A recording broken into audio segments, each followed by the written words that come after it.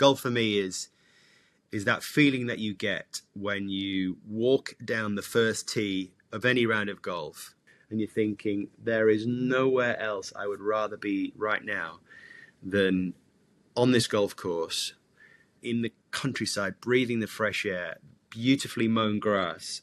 For me, there is nothing better than that.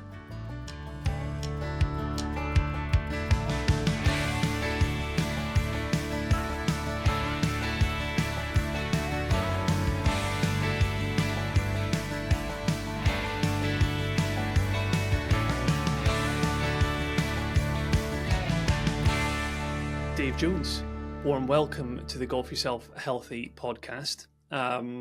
Many of my listeners will know your friendly face and your dulcet tones, Dave, for footballing reasons. I've brought you on this podcast to speak about golf, but the one and only football question I'm going to ask you is this the year your beloved Sunderland get promoted, Dave? Fingers crossed, Chris. I hope so. As we sit here now, we're in a very strong position. There are unfortunately 3 other clubs who would say exactly the same thing, and only 2 will go up automatically, and the rest will have to fight to the death through the playoffs, which is a sort of chilling, thrilling, horrendous prospect. And I'm very hopeful that we will be spared that this time, and we can go straight up through the automatic promotion. But I don't have a crystal ball to hand, so I'm just gonna have to keep my fingers crossed on that one. Well, I'll keep them crossed for you too, and hope for the automatic promotion. Like you say, I mean, for the neutral anyway, the playoffs is it's great entertainment to watch. It's proper drama, isn't it? But not for someone that's got skin in the game with a certain team. You have golfed for some time now, from what I can gather, but certainly from what I can see in more recent years, you've really thrown the kitchen sink at it, so to speak. You're really going hard at game improvement, and from what I can see, you're golfing yourself healthy in the process of doing so. So maybe just a good starting point would be to understand, tell us a bit about your golfing journey, how your golfing life started, and I guess in more recent times, what it looks like, how you've been developing in recent times. Anyone who knows me will know that I don't do anything by halves, Chris. That's the first thing. So if I'm gonna be involved in football, then I may as well be director of the club that I grew up supporting as a child. If I'm gonna work in television, I may as well be fronting Super Sunday and Monday Night Football, the 2 shows that I used to dream about presenting as an aspiring journalist growing up. And it's the same in my personal life. I was a very, very keen sportsman as a kid. I played everything pretty much apart from golf, to be honest. I grew up playing cricket. I spent hours practicing, batting, bowling, in a field, in a net with my brother, catching. So football when we could, groups of mates down the park, the old cliches, jumpers for goalposts, running, athletics, rugby, tennis, whatever it was, I wanted to do it. And I think I probably associated golf with being a pursuit for older people, probably at that stage. It never felt like it was available to me as a youngster. And it was only when my dad sort of retired, because he played cricket as well. When he stopped playing cricket in his 40s, he started playing golf, and I would go along and caddy for him sometimes, and effectively carry his clubs. And then developed that interest in hitting a ball myself, but never really sort of got terribly excited about it until I joined Sky, actually, back in the late 90s, and there was a group of lads who worked similar shift patterns. It was just one of those things that we found to do as a collective when we weren't working, was to go and spend some time together, getting to know each other better. What better way to do that than hacking our way, and I mean literally hacking our way around Richmond Park golf course, which wasn't of the highest standard back then, but it was always open and it was always available, certainly during the week. And we'd go and have a pint afterwards, and it just felt like a really nice thing to do. And, you know, I suppose the natural thing then, as someone who's incredibly competitive, and not just with the people around me, but with myself, is to try and get better at it. And I suppose I got to the point after my son was born, I stopped playing for a while, and then found space in my life to take it up again, particularly during the week when other people were working and I had some time off from Sky. It was a nice thing to fill my time with, and then was just getting incredibly frustrated at this game that I'd so much enjoyed playing, but didn't feel I was getting any better at. So then I decided to go all in and get myself sorted with the clubs, get myself sorted with all the gear, advertise for a really good coach, and actually spend some time practicing, which I'd never really done before. And yeah, I think it's fair to say that my game reaped the benefits of it, to the point where I set myself a target of getting to single figures, and I managed to do that last year. I say I'm a single figures golfer, but I'm not. I memean, you know, that's that world handicap system. I'm 9.8, but how often I actually play to single figures is a moot point. And yeah, I think the better I got, the more I actually enjoyed it, and that love just developed. That you know, that passion for it, that non-stop thinking about it, going to sleep thinking about rounds that I was about to play or rounds that I had played, courses that I was going to visit. It just snowballs once you're in it, and then once you get the bug, it's very hard to find a way out, Kris, as you well know. Oh yeah, that's definitely relatable. Dave, first and foremost, you have no idea how much it pleases me to hear that your golfing kind of journey started out in Richmond Park, because that is pretty much where I you know, I'm from the north of Scotland, home of golf or whatever. It wasn't until I moved to London about 10 years ago and then took it up at Richmond Park. I just love that place. It's like my spiritual home in terms of golf, but there's a modesty to the place. Like you say, it's not necessarily going to shoot the lights out in terms of facilities, but it's, did it have both the Dukes and Princes course at the time when you played there? There were two courses. When I played it, there was a different entrance to the golf course. I believe it's changed. I've not been back since they moved the entrance. There was a very small driving range. There was somewhere you could get a cup of tea, but I don't think they had a bar there. From my memory, we used to go to a pub called Jim Thompson's down the road in Barnes, but that's not there anymore. That's a Tesco supermarket, I think. Oh, but they used to do Asian food and Guinness, which was an amazing combination. So we had these amazing prawn crackers with our Guinness, and it just felt like the most perfect thing in the world after a round of golf.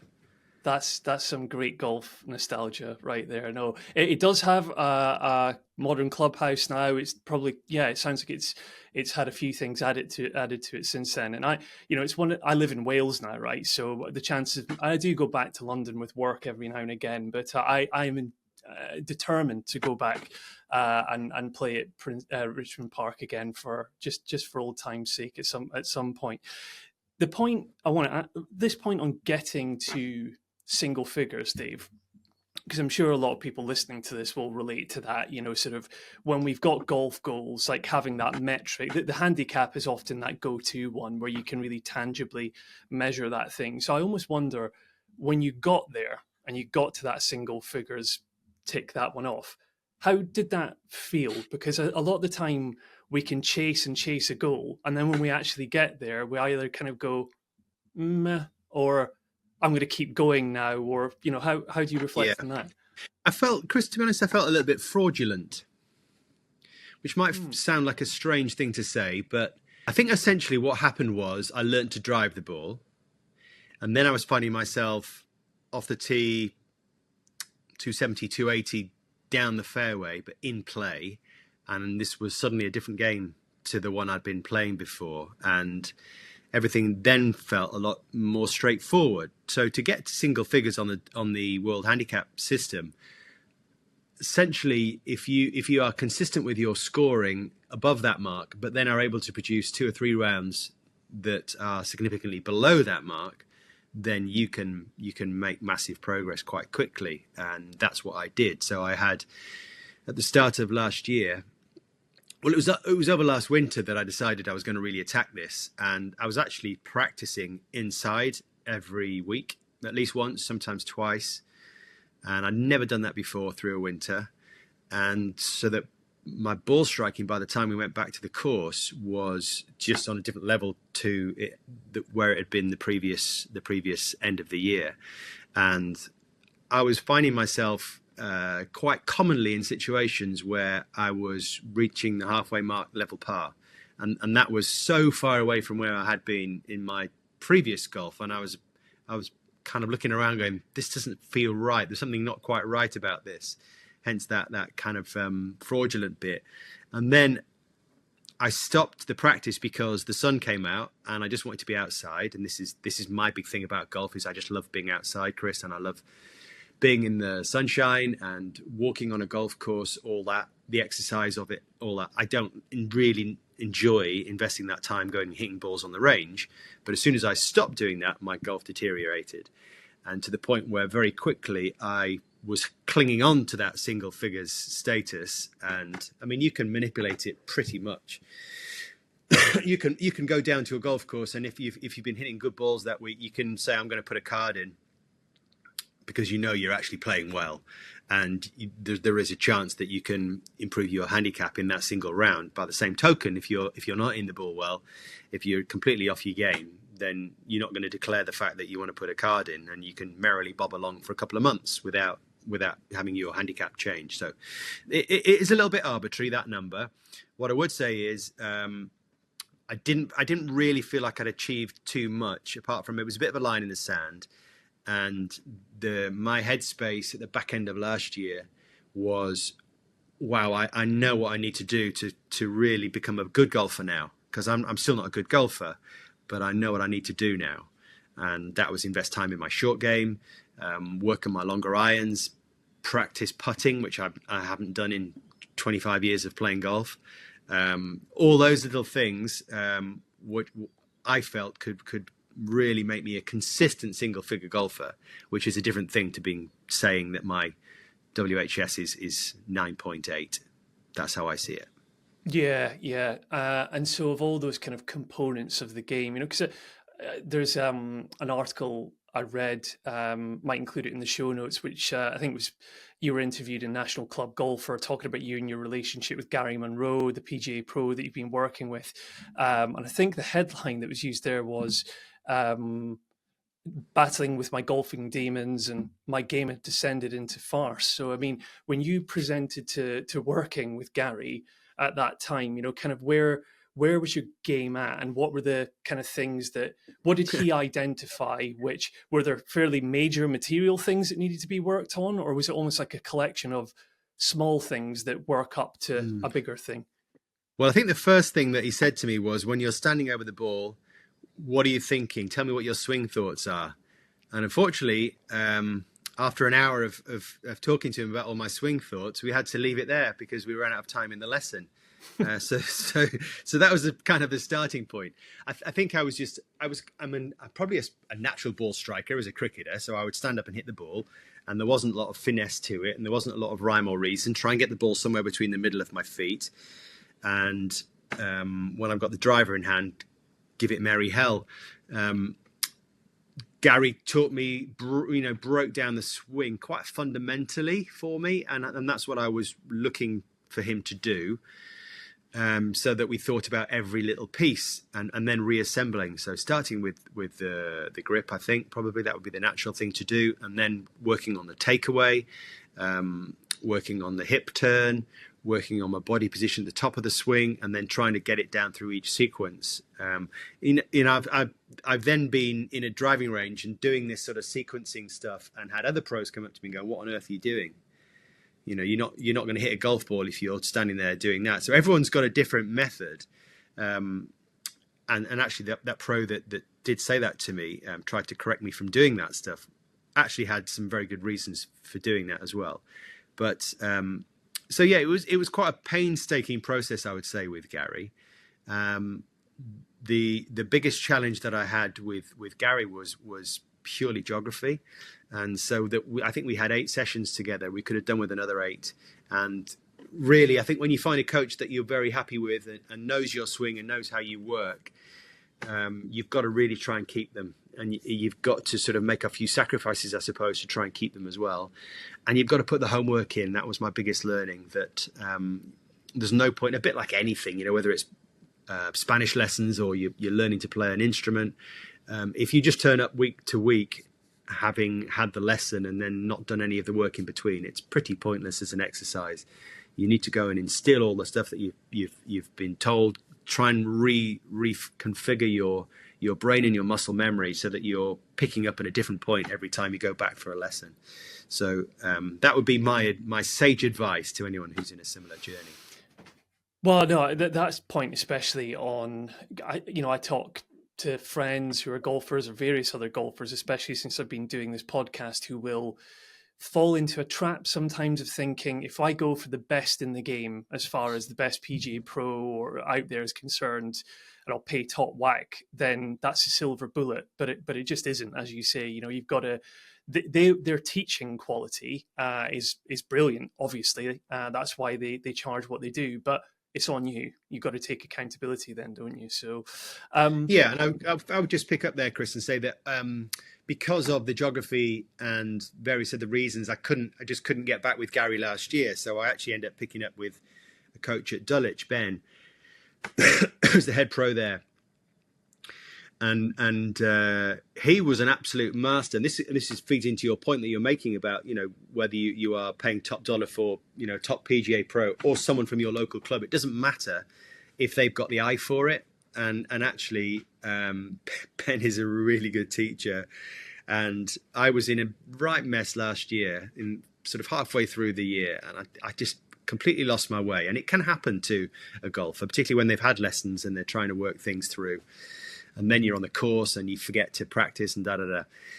I got invited to play in the BMW PGA, and I was pretty terrified about the prospect until I picked up with Ben. And in I'm not kidding you, 1 half-an-hour session, he completely sorted me out in terms of my driver. And that was the biggest mental hurdle I had to play in the event on the day, was because I was genuinely worried about what I was going to do with the golf ball standing on the tee. And it's one thing, actually, the embarrassment of missing the ball or slicing it or carving it. The other was actually the physical danger that I'm putting people in. If I can't control the golf ball, I don't know what it's going to do. So in half an hour, Ben completely sorted me out. And I'm hugely grateful and thankful for him, because it absolutely elevated my experience on the day. Yeah, well, I was going to ask you about that. And so with what he helped you with, was that ultimately a mental thing, or was it a technical swing thought or something? It was all quite technical, Kris, to be honest, because I got myself in this weird position with my driver. I mean, do you want me to sort of talk about it in a more technical way? Absolutely. I'm just curious, because I think, what I did want to ask you as it related to that was, because when you were talking about the driver, it being the driver was the thing causing you the fear. If it were me, I mean, the very thought of playing the Pro-Am at Wentworth fills me with excitement, but it fills me with equal dread, because the thought of standing there in the first tee with the driver, although it's good on a given day, I would just be worried that I would just have this block, and it's the mental thing that would just take over. But equally, yeah. So no, feel free. Tell us what it was. Basically, I'd got it into my head that it was a completely different swing for the driver. And so I was sort of legs really wide apart, almost like in a ridiculous sort of sumo position, but leaning back and trying to hit up on this thing, and then trying to sort of create this big draw on it. And he was like, "What are you doing? What are you doing?" So he got me into this position, which felt, this is again all in sort of 30, 40 minutes. He got me in this position that felt completely unnatural to me, but it was essentially the same position that you would be hitting, I don't know, a 4-iron or a 5-iron, much more upright, taking real care over my takeaway of the club, and just having a couple of little checkers, closing the club face on the way up, so that that would make sure that I wasn't going to open it on the way down, and therefore I was going to eliminate the big slice, and being really aggressive, when I came down on the ball, but not in a jerky way. And honestly, within 40 minutes, it felt quite natural. And then I went off to the range and hit it, and I was like, this is working. And I couldn't get my head around the fact this is working. So when I got to the first tee at Wentworth, I'd already played, and the first tee is significant because I already played 16, 17 and 18 without too much fanfare or without really anybody watching, because that's just the way that the day sort of works. And because it's one of those formats where you pick the best drive. So they picked my drive on the first hole, this our 16th, because I'd managed to get it away. Oh, so it was like a shotgun start then, basically. Yeah. Exactly. So there was someone else's drive on the 17th. Might have been Ben Stokes. They used his drive on 17. 18, I actually took a 5-wood at Wentworth. If you know the hole, the big dog leg around the corner. And I hit a 5-wood. Best one I've ever hit in my life, probably. And they ended up using my 5 over other people's drives to get in. So I was actually feeling quite confident by the time I got to the first tee. And then there were hundreds and hundreds of people on the first tee. And you're having your name announced. The stands are full all around you. And you just think about how nervous the average golfer is when a group in front asks them to go through, or like there's another group of golfers arrive on the tee before you've teed off. You know, I think about my brother, for example. He'd be just like desperate to get his drive away before anyone turned up on the tee. And, you know, I did forget a couple of my little checkpoints in that excitement on the first tee. I was reasonably confident I was going to hit a good shot. I didn't. It wasn't the worst in the world. I pulled it left. I didn't lose the ball, but you know, it could have been a lot better. It was the chip shot. The 2 chip shots actually that followed that was the moment when I wished the ground was going to swallow me up. But that's an entirely different story. Oh, geez. Well, when you went into that day, like, so who was in your group first foremost? You had Ben Stokes. So Ben Stokes and John Wilkin, who's a rugby league player and also a Sky colleague, and of course our captain was Luke Donald, the Ryder Cup captain. None other than. So how was that? I mean, did you pick his brains in the way around? Did you learn anything from him as a leader, as a pro, as a... First and foremost, Luke is an absolute gentleman and just was delightful, charming company, really good sport. He didn't take the day too seriously, you know, which helped made it for us.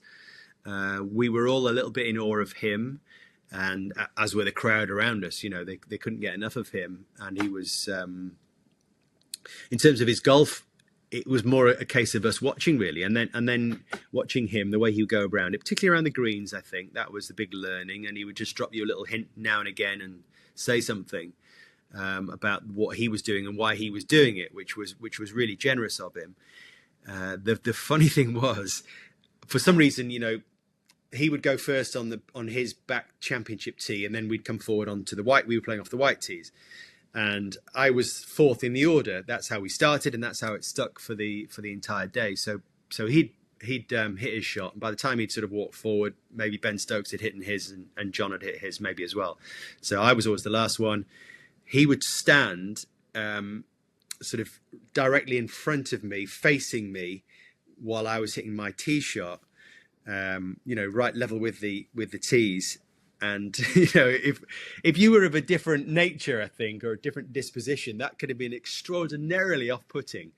But I was, I don't know, in a strange way, I was quite flattered by it. And I took it as encouragement that he was standing there, and I was never going to slice it at him. That was impossible trigonometry to actually hit him with the golf ball. But there was you know, there was 3 or 4 times, I would say, where I hit a shot from the tee, and he would be like, "Good shot, Dave." Yeah, like that. And those little words of encouragement would, you know, from someone like Luke Donald on a day like that, were boom, straight in my top pocket, and absolutely to be cherished. That's brilliant. I mean, the bit about, so what, he's standing right in front of you, did you see? Like he's... Yeah, I mean, like 2 yards from me. Yeah. That's incredible. I almost wonder if that was a conscious thing in a way, like, because again, I reflect on, so is it Una Familia, the Sky Sports? I Oh think yeah. they've released it recently, and just getting Mhm. an insight into Luke Donald as a thinker, as a leader, and what he's all about, his ethos. And I almost wonder if that was somewhat intentional to send a message to you to say, "I've got your back, Dave. You're all right. Don't worry. You've got this." Or it might just be you thought, you know what, I don't even need to worry because Dave's a solid golfer. Either way, Dave, that's that, like you say, that's kind of like a inadvertent sort of pat in the back to you. And like, yeah, I mean, final question on the pro-am there. When you went into that, did you have any specific intentions or goals that you wanted to get out of that? Or was it more just like, Mm. do you know what, I'm going to enjoy the occasion? Yeah, but that in itself was a goal because I'd spoken to a few people.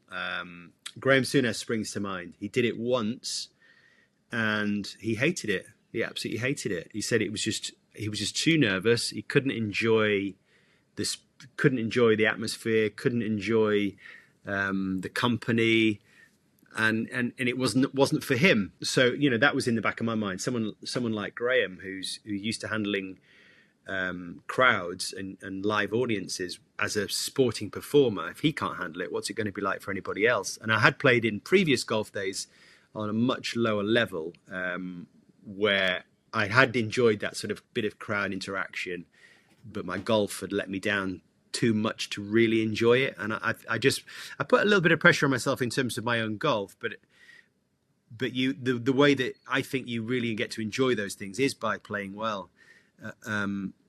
I think you have to sort of be almost a certain level of golfer to get something out of it in terms of that enjoyment.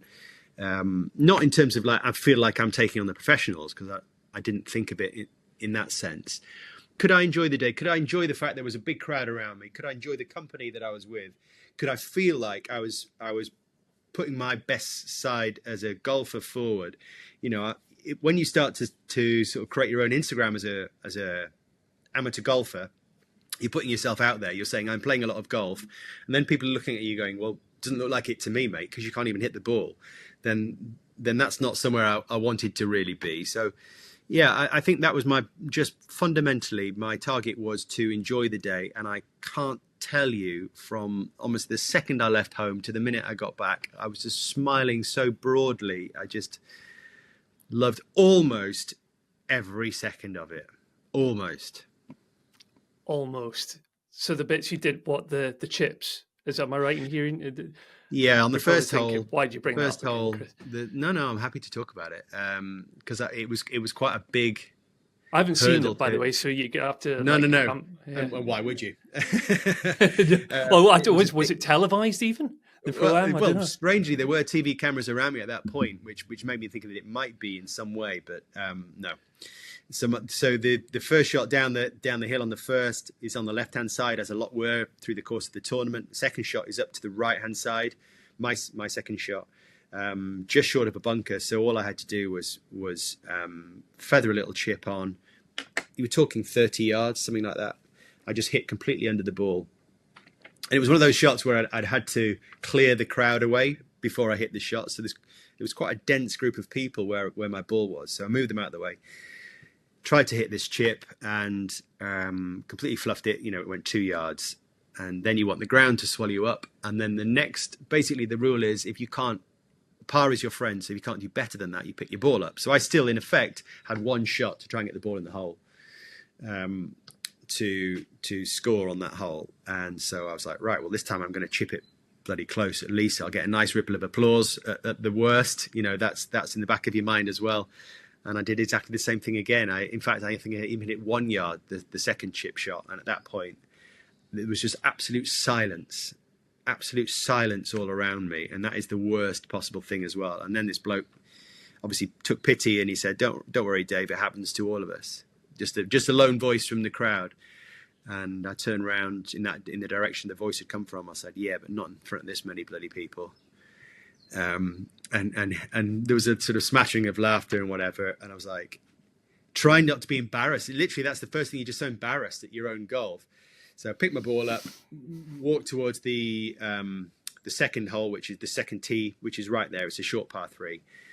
And I was thinking, do I get someone else to try and play this shot for me? Because I'm not sure I can actually hit this shot now.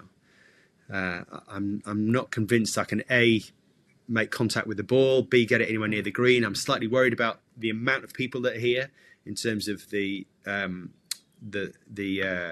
crowds left and right. So the caddy said to me, "Would you like to take a pitching wedge? That's all it is." I went, "No, give me a 9-iron." I'm just thinking I just need to make contact with the ball, and I'm not going to try and hit it hard. I just need to try and hit the blooming thing. And so I took the 9-iron, stood on the tee, slow swing, hit the ball. It landed on the green. Ripple of applause from everyone who I think was feeling my pain and my embarrassment. And I was away, and I was fine. And from that moment, I enjoyed it again. I ripped a drive down the third, and was feeling all good about the world again. But for that moment, it was, goodness me, can you imagine if you did this and you're actually a professional golfer, and suddenly your world just your world can fall apart in a tournament in one hole, and how you mentally regroup in that moment just shows you how tough these guys really are. I think that as good as any sports people, really. I think Test cricket is a real examination of, particularly of batsmen. They only get one go, and that's it. That could be you're out again cheaply in the next innings, and your Test career could be over. And I think golfers are in a similar battle a lot of the time, but it's how they bounce back so quickly, which is so admirable. Absolutely. But I'm quite encouraged, actually, that you had that sort of response from that member of the audience, because it could have quite easily in those environments go the other way, couldn't it? You could have someone, that's maybe had an ale or two say something and think they're being funny, or, but actually that's nice. And yeah, it's a funny old game, isn't it? How you go from that to then, like you say, knock the 9-iron on the green, and then the driver crack it, and then you're back in the swing of things. But something else that springs to mind there is, and maybe going back to what you're saying about Graham Souness, who really hated the experience. I almost wonder, not saying that that's the case for him, but generally whether it's him or you or what you've described, David, you're someone who doesn't do things in half measures. So when you are all about trying to do the very best that you can do, there's almost like a pride thing, isn't there? Which is like, oh, crikey, I've just exposed myself, and I feel like I should be doing better than this. And maybe, again, you look at someone like Graham Souness, who's performed at the elite level in his sport, and then, you're an elite presenter as well. It's a lot of what goes on in our head, isn't it? So I think you're right. You're right. Yeah. But moving on from that, one thing I want to dive into in a wee bit more detail was you alluded to how you've got your golf Instagram account, you've been growing that over time, you put yourself out there as an amateur golfer.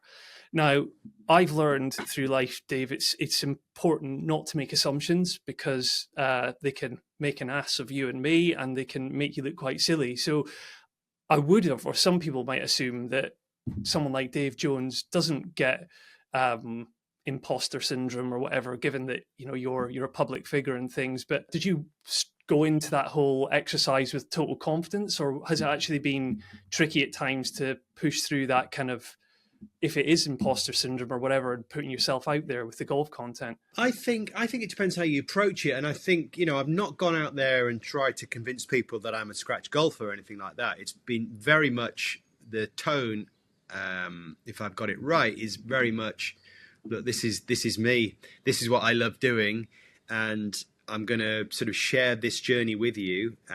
Not so much about how I'm playing, really, but the places I'm going to, and the experiences I'm having, and not for I'm not worried about people's judgment about me as a golfer, because I'm not a professional. I'm never going to be a professional golfer. I'm never going to be a scratch golfer. I'm pretty confident in that conviction.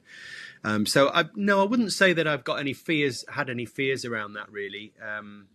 I think for me it was more, Instagram is Instagram, but I fell out of love with Twitter and X some years ago, and just found it too negative as a platform for me, and my mental health was, I suppose it was at times affected by it. And so I wanted to be in somewhere else, but I was still conscious. I think when you're in the kind of world that I am as a profession, that people do want to know more about you, and you are encouraged, I suppose, to open the doors a little bit and share things. And I think probably what I found was with my fundamental, my main Instagram page was that probably most of the people on there weren't really golf fans. They weren't really interested in my golf journey. So I think it felt quite natural for me to start a separate one when I got more serious about it and could bore the pants off people as much as I wanted to in terms of what I was doing golf wise, what clubs I was playing with, where I was traveling, without fear of upsetting people's timelines or spamming them too much about a subject they weren't really interested in. So the fact that I set up as a pure golf account, and so the I don't know, 4,000 or whatever it is Instagram followers I've got on there, still really small numbers, but I do know that that is a core golf loving audience that will send me messages about the things that I'm posting about, and I'm really happy to have interactions with people on there. And I think it's quite pure, I would say, Kris, in that sense. Yeah, that's really nice. Because I wanted to reflect on and therefore ask you, for me, and my why behind starting Golf Yourself Healthy was my wife and I lost our baby boy a couple of years ago, and getting to the golf course was the first place I knew I wanted to get to when we left the hospital after he had passed. And since I've been creating this sort of content and putting it out there, and to your point, sort of sharing quite personally, some of the responses that you get from people are extremely heartwarming, so that's the positive side that I've found social media, because much like you, one of my greatest fears that I had when I came into this game was I convinced myself I'd get nothing but toxic kind of comments back or whatever. But to be fair, it's been completely the opposite. Just yesterday, in fact, I had a guy who listened to a podcast that I guested on talking about my son and my wife for playing golf and starting Golf Yourself Healthy. And he shared, I dedicate every first tee shot to my late brother. That's why I have my social media account, so it sounds like you've had some messages from folk that are actually really encouraging and that maybe make it all worthwhile by the sounds of things. Yeah, but that's not why I do it, I would say, Kris. And I think I totally understand what you're saying about your own circumstances, and that's the worst thing that can happen to anybody. And you've got my heart, and I wish you or the family all the best. That's not my reason for my journey of my golf story in terms of what I mean in terms of that seeking messages or seeking validation from people outside. To be honest, if you said to me what are the 10 reasons that you're doing this, I wouldn't get very far. The one of them would be, let's see where this journey takes us, because you just don't know. And would I have played in the BMW Pro-Am last year if I didn't have this golf page? No, I don't think I would have done. And the reason I'm saying that is because I don't think there was an awareness from people, even at Sky, that I had such a passion for golf, and that I love playing golf. So when a couple of places came up on it, Sky were like, "Oh, well, Dave's got his Instagram golf. Let's ask him if he wants to play in it." So. I think if you open doors or leave doors open, you never know what sort of journeys that you can end up going on, really. And I suppose that's my reason for doing it. I think it depends on the kind of content that you're putting out there in terms of what you get back. I've always said that. So if you're giving a reason for doing something as tragic as and heartfelt as you are, then I'll be really disappointed if you're not getting some really, positive comments back, Kris. My stuff is slightly more run of the mill. Like, I'm really delighted to have broken single figures, and I'll get a comment saying, "Well done, mate. Your swing still looks crap to me." or whatever, you know, Listen, Dave, I didn't bring you on here to one up you on like, oh yeah, that's great, Dave, but actually my stuff's a lot more powerful and heartfelt. So can you do better than that? No, my point was more, when you put yourself out there, actually sometimes you don't even realize just the impact you can have on other people, because someone like you, Dave, like, other people will receive that and take encouragement, like, do you know what? I'm stuck at 15 handicap or whatever kind of thing. And, you know, I'm going to go after it too. I'm going to create content too. You know, so again, it's sometimes what can start is just a very personal, you've got your own reasons for doing something, but then, you know, on that journey, when you get messages of encouragement, it's kind of like, yeah, do you know what?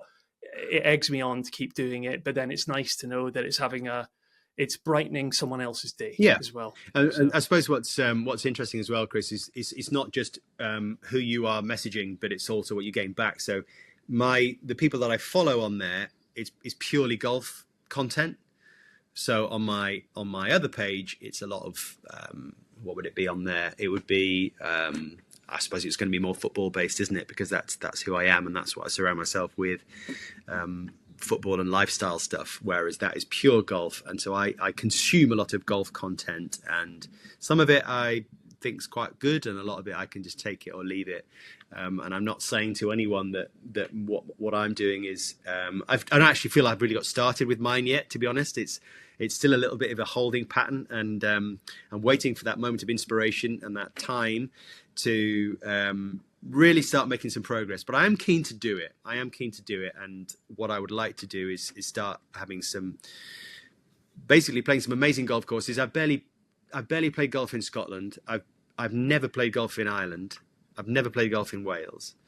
And there are some amazing golf courses out there. I think particularly in Ireland, and obviously Scotland as well, around the coast, all this links stuff that's out there. And I want to go and play as many of these as possible. We only get one shot at this, as you well know, Kris.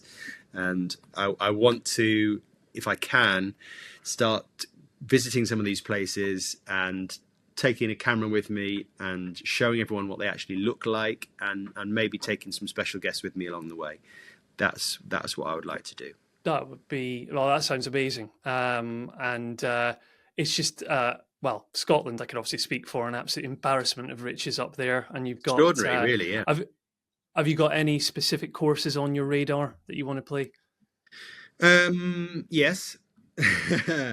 I've been very, very fortunate to play the old course, and I've been a few times to Glen Eagles. So that's my Scotland experience right there. But I would love to just spend a week just near Edinburgh for a starting point, and just go and play around Gullen and North Berwick and these places. I'd love to visit Kingsbarns. I would love to play golf in Northern Ireland. I'd love to play golf in Ireland. I was watching this TV program the other night. My wife and I were watching this thing, and it was in Gaelic, set in sort of I think it was County Donegal. The whole thing's in Gaelic, and I was looking at this landscapes and thinking, oh my God, that's just amazing golf territory there. It wasn't the point of the program at all, but that's all I could think about. And at the end of it, they went to this pub, and there was this remote pub, windswept, people coming out, coming inside to this sort of such a warm, convivial atmosphere. Guinness. I was like, oh my God, I need to go and play golf in Ireland. So that's what I've been spending January thinking about while I've not been on the sickbed anyway. Only a golfer could watch a non-golfing program and just it was a murder mystery program, and I'm just thinking about golf while I'm watching it. That's quite relatable too. Dave, I had one final question for you. I really wanted to chat to you around the charitable work that you do and how you're using, or how golf is playing a role in that. So, given my own background, my own why and things. So, when you posted about it, I think it was Sunningdale last year, wasn't it? You did a golf day for Blood Cancer UK. So, how was that, and why is that cause especially so meaningful to you? Well, if I go back to my list of reasons I started my golf Instagram, that would be one of them. My Blood Cancer Golf Day, which I sort of use my golf page unashamedly to to generate leads as much as anything, and touch points with people on what's a really special day for me. So the long story is my colleague at Sky, Simon Thomas, who I'm delighted to say is back at Sky now, presenting Soccer Saturday. He tragically lost his wife Gemma to blood cancer some years ago, and they live quite close to us. I say us, me, my wife, and my son, and there was Simon and Gemma and their son, and we were in very similar situations, and we did similar jobs, and our wives had a lot in common, and used to talk a lot about what they had in common, and the sort of the pain of living with a nomadic football presenter who works every weekend, but not only that, the pain of not being able to have more children. And we both had the one child, and were both going through courses of IVF, and they had an awful lot in common. And we got word that Gemma was very poorly on a Monday, and by the Friday she died. And it was just the most obviously gut-wrenching experience for Simon and his son Ethan and their entire family, and Gemma's family and friends. And it had a profound effect on me and on my family as well. It felt like, well, why them and not us? What's that about? And I spoke a lot to the charity that it was blood cancer, and Simon said he was going to help them as much as he possibly could. And I spoke a lot to the charity at the outset and said, well, I think I can help. If I use my profile, my contacts, my networks, I think I can help you do something about this. Not in any kind of God complex way, but in terms of funding some research to try and do my own little bit, really. So we launched the Golf Day, and Sunningdale was, I can't remember if it was the 5th one or the 4th one, but we've raised so far over £400,000 for the charity in those, I think it's five golf days. So we have done a bit. We've got to keep going, and it's a really special day because there's a mood of real friendship around the 80 or so people that turn up now every year, and it's not an exclusive club. People can always buy a table at it. I try and make it as expensive as I possibly can, Kris. I make no apologies that my aim is to raise as much money as possible. And to do that, you have to push people, and you have to charge people, and you have to beg, and you have to borrow, and you have to rely on so much goodwill from other people. The sort of the USP of the Golf Day has been having 3 balls with a celebrity as sporting guests. All these people have given their time for nothing down the years, and these amazing companies have offered prizes and auction items, and so there's been an awful lot of work has gone into it, and it's not just me. Effectively I'm just the front of it, the unrelenting driver, I think it would be fair to say, of this ship. But it does feel like you're doing the right thing, and I do sometimes look at people in my position, and I think, why are you not doing stuff? I'm sure people do, but if you can help, why would you not? And so that's my little baby, and I don't know where we'll go next year. Probably somewhere a bit cheaper than Sunningdale is the answer, but we haven't quite. Why is that? Have you had a few people moaning about that price point? Is that why, or? It's all economics, Kris. So the more you pay for a venue, the more impact you have on the profits. So yeah, and of course we want as much money as possible that's going funneling straight to the nerve center of the charity. Yeah, absolutely. Well, it's a great cause, and like you say, it's wonderful to see Simon back in our screens these days. And I bet. Does he attend it with you, or He does. yeah? Yeah, he comes every year.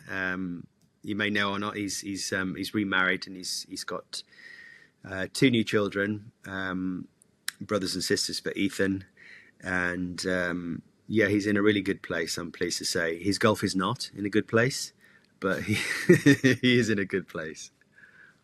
Is he working on his golf as much as you are, or I think he needs to watch this podcast, because he tells me he has lessons. I think it's like, because our golf days in September, sort of middle of September, and I always get a voicemail message from him early September saying, I've just had a golf lesson.